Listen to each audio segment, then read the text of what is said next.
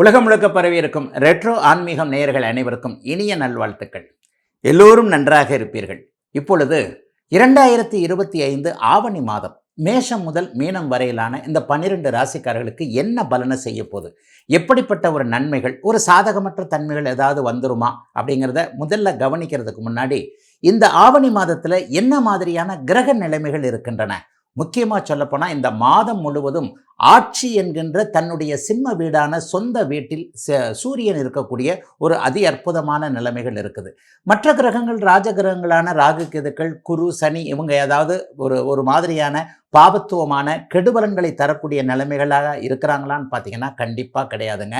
மிதுனத்தில் இருக்கக்கூடிய குரு நல்ல அமைப்பிலேயே இருக்கிறார். அதை போலவே மீனத்தில் குருவின் வீட்டில் இருக்கக்கூடிய சனி மற்றும் 12 அதாவது இது காலபுருஷனுடைய ஒரு 11வது வீடு என்று சொல்லப்படக்கூடிய கும்பத்தில் இருக்கக்கூடிய ராகு, இது போன்ற அமைப்புகள் நல்ல விதமாகவே இருப்பதால் பெரும்பாலும் 12 ராசிக்காரர்களுக்கும் பெரிய கஷ்ட நஷ்டங்கள் இந்த இடத்துல கண்டிப்பாக இருக்காதுங்க.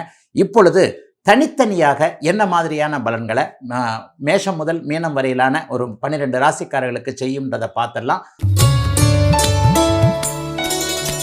நிறைவாக மீனராசிக்காரர்களுக்கு இந்த மாதம் முழுவதும் 6 சூரியன் 6ஆம் இடத்திலே இருக்கிறார்.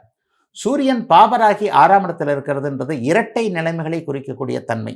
அதாவது ஒரு பக்கம் கடனை கொடுத்தாலும் இன்னொரு பக்கம் ஏற்கனவே இருக்கக்கூடிய கடனால் தொல்லைகள் இல்லாத ஒரு அமைப்பை கொடுப்பார். கடன் யாருக்கு தான் இல்லை? கடன் இல்லாமல் இப்போ இந்த காலத்தில் யாருமே வியாபாரம் பண்ண முடியாது, தொழில் பண்ண முடியாது. ஒரு வீடு வாங்குகிறோம், ஹவுசிங் லோன் போட்டுடுறோம். பர்சனல் லோன் போடுறதுக்கு கையில் அப்படி தட்டிக்கிட்டே இருந்தாலே பர்சனல் லோன் போடுறதுக்குள்ள 1000 கால் வந்துடுது. ஆக இந்த மாதிரி ஏதேனும் ஒரு சூழ்நிலையில் நல்ல கடன்கள் வாங்கக்கூடிய அளவிற்கு அமைப்புகள் இருக்கக்கூடிய ஒரு மாதமாக இந்த மாதம் இருக்கும். நல்ல கடன்கள்னால் வளர்ச்சிக்கான கடன்கள்ங்க. வீடு வாங்கிறதுக்காக, தொழில் வைக்கிறதுக்காக, தேவைக்கு ஒரு கடன் வாங்குகிறேன், அந்த கடனை வாங்கி வட்டியவும் கடனையும் அடைக்கக்கூடிய அளவிற்கு வருமானம் வர்றதுக்காக தான் வாங்குகிறேன் என்கின்ற மாதிரியாக மீனராசிக்காரர்களுக்கு வளர்ச்சிக்கான கடன்கள் உருவாகக்கூடிய மாதமாக இந்த மாதம் அமைஞ்சிருக்குங்க. எப்போவுமே மீனராசிக்கான இந்த மாத பலன்களை நான் 2 பிரிவாக தான் சொல்லுவேன். 50 வயதுக்கு மேற்பட்டவர்களுக்கு ஜென்மச்சனி அமைப்பு பலன் தராது, வேலை செய்யாது. அது நல்ல விதமாகவே இருக்கும். 50 வயதுக்காரங்களுக்கு தொழில், வேலை, வாழ்க்கை போன்ற விஷயங்கள் நல்லா இருக்குங்க.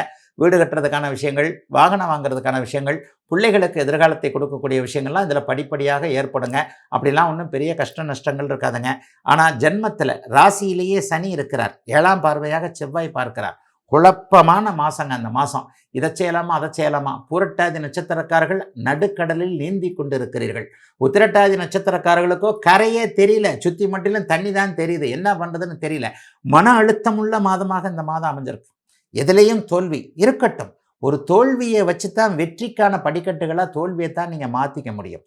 தோல்வி எப்படி என்ன அப்படின்னு தெரிஞ்சுக்கிட்டா தான் வெற்றியின் ருசியை அனுபவிக்க முடியும் என்பது தாங்க இளைய பருவத்தினருக்கு ஒரு பாடம்.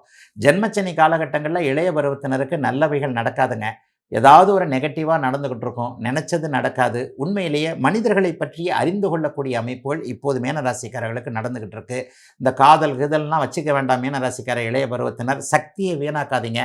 அப்புறம் பார்த்தீங்கன்னா அந்த 6 மணிக்கு மேலே பார்த்தீங்கன்னா ஒரு கடைக்கு பக்கத்தில் வரிசையாக பைக்காக நிற்குதுங்க. இப்படியே கையை விட்டு என்னத்தையோ வாங்கி போய்கிட்டு இருக்கிறாங்க பாருங்கள். அந்த பழக்கம்லாம் இப்போ தாங்க மீனராசிக்காரங்களுக்கு வரும். ஒரு ஃப்ரெண்டு பா இந்த பாருப்பா இதாக இருக்கிறியா, வாப்பா அந்த பாரு, உடனே சந்தோஷம் வந்துடும்னு இந்த தேவையற்ற பழக்க வழக்கங்கள், தேவையற்ற தொடர்புகள், தேவையற்ற நட்புகள் இதெல்லாம் இந்த மாதத்துலேருந்து ஆரம்பிக்குங்க.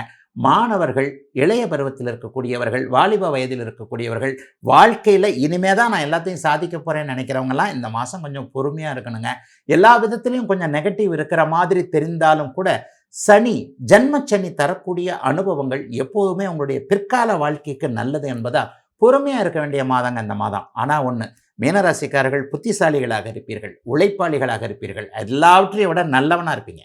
ஏனென்றால் மீனம் குருவின் ராசி. உங்களால் மனசுக்கு தெரிஞ்சு கூட நீங்கள் அடுத்தவனுக்கு துரோகம் பண்ண முடியாது. ஆக எல்லோருக்கும் நல்லவனாக இருக்கக்கூடிய மீனராசிக்கார இளைய பருவத்தினர் அனைவருக்குமே சில நெகட்டிவ் அமைப்புகள் இருந்தாலும் கூட சில காலம், ஒரு 6 மாதம் கடந்ததற்கு பிறகு நல்லவைகள் நடக்க ஆரம்பிக்கும் என்பதால் உழைப்பின் அருமையை உங்களுக்கு தெரிய வைக்கக்கூடிய நல்ல மாதமாக இந்த மாதம் இளைய பருவத்தினருக்கு இருக்குதுங்க. அவங்கவுங்க வேலையில் ஸ்ட்ரெஸ் இருக்கத்தான் செய்யும். வேலையில் சரியான ரெகக்னேஷன் கிடைக்காது, வேலையே கிடைக்காது, படிக்க முடியாது, முன்னேற்றம் இருக்காது. ஒரு சில மாதங்களுக்கு கொஞ்சம் நெகட்டிவாக, குறிப்பாக உத்திரட்டாதி நட்சத்திரக்காரர்களுக்கு அமைந்திருக்கிறது. நான் 50 வயசுக்கு மேற்பட்டவர்களுக்கு இந்த பலன்கள் எதுவுமே இருக்காதுங்க. அவங்களுக்கு ஆரோக்கியமான நல்ல வாழ்க்கை தான் அமையும். ஆயினும் சில பல தடைகளை அப்படியே கடந்து வரக்கூடிய நல்ல மாதமாகவே அமைந்திருக்கிறது அத்தனை மீனராசிக்காரர்களுக்கும் இந்த ஆவணி மாதம்.